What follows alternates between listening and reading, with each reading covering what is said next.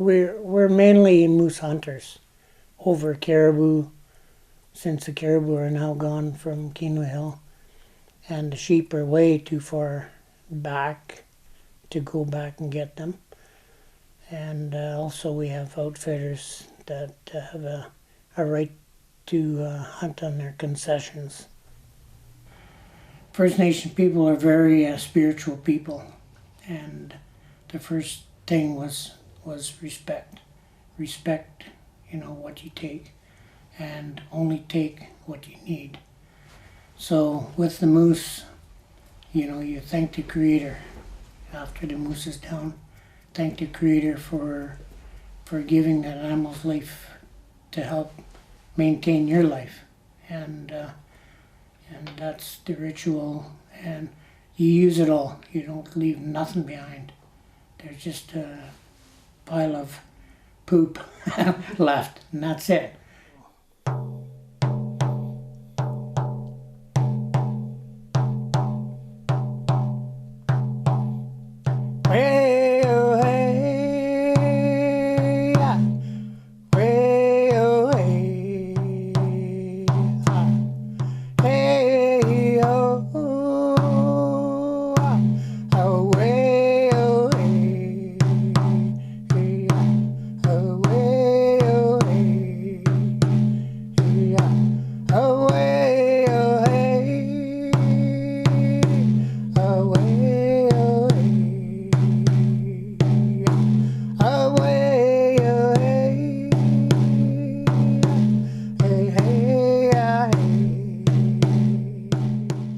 Mayo was one of the prime spots for the silver and ore out of Keno Hill.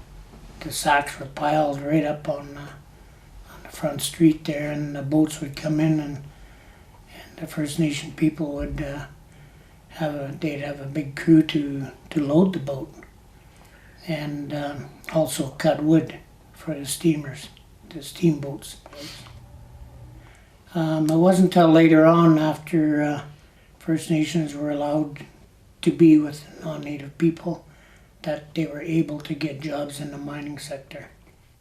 There was a lot of different nationalities in Keno Hill. Every person that you met up there was a different nationality, because they were miners and they followed the jobs.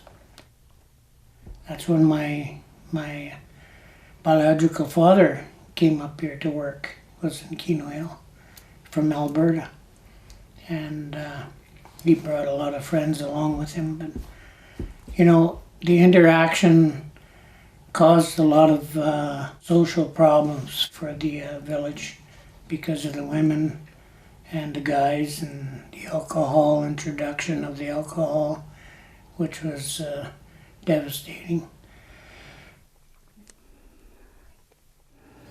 The mine would bring the ore bags down to the riverfront where the steamboat came and picked it up. And we spent a lot of time down there too as children, playing on the ore bags and watching the boats come in and watching the boats go out. And well, that was in the summer when we came back from residential school. So we only spent the summers in Mayo, and the rest of the time we were gone.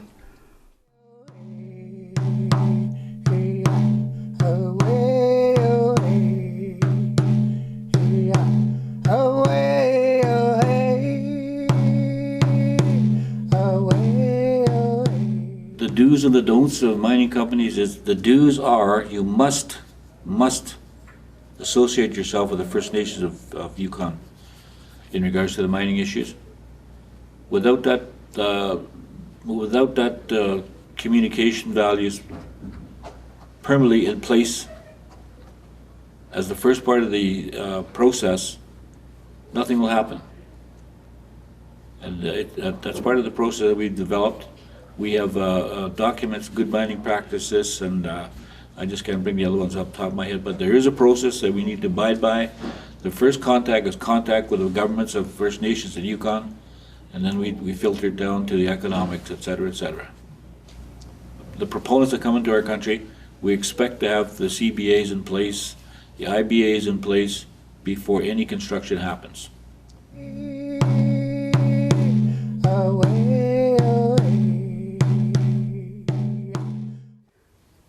Mining can be good for people if they just want to make money, but they have to learn how to respect the land and the water. There should be no pollution. Our position in regards to mining is that we must be part of the development of the mine.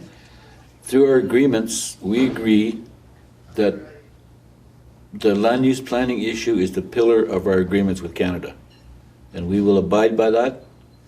The integrity of the environment is very important to the First Nation of Yukon, and we look forward to environmental protection, first and foremost.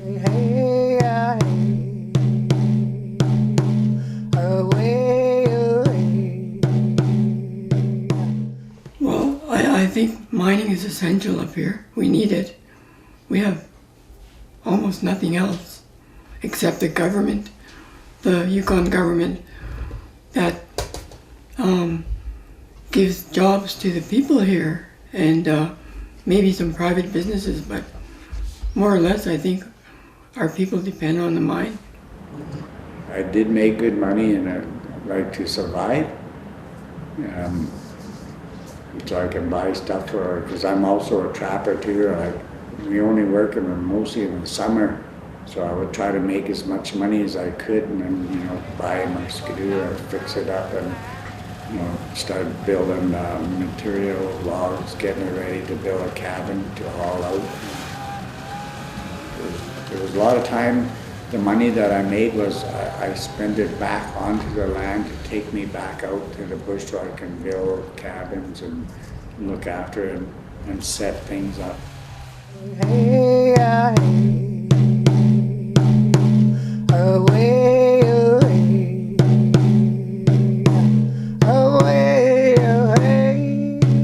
Is the mining sector something reliable? In my own opinion, I don't think so, because it could be good for 10 years and then drop again, and then you're kind of stuck not being employed unless you go somewhere else, which I don't think is very sustainable. If you have a family, you want to keep your family together, you don't want to be moving. So it's more of a, if I say again, I would say have a good backup, so once maybe the mining goes down, you have something else to rely on. Usually have a second job, most time. Because mine is unpredictable, you gotta work right away too. Some places only last a little while. They're short sometimes. Sometimes they could go for a few years.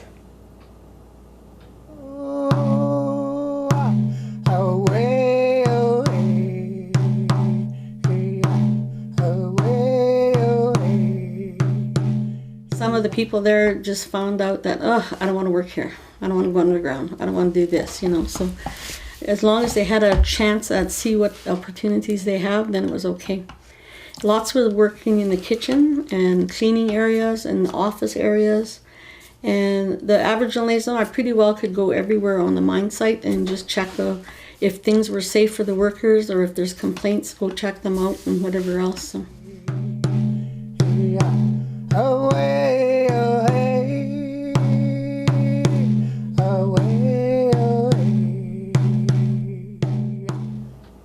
What do you miss when you're away? Probably kids and home cooking and everything. More of a home life than a camp life. If you're a single person and you have a child, as myself as example, I can't just go to camp for 2 weeks and then where's my son go? Away, away, away, away. The obstacles I would say is training. There's a lot of certain jobs that are posted, but some people don't have the background in that. it would be a lot easier if the companies provided on-site training or education to help build up people's skills to be able to access these jobs.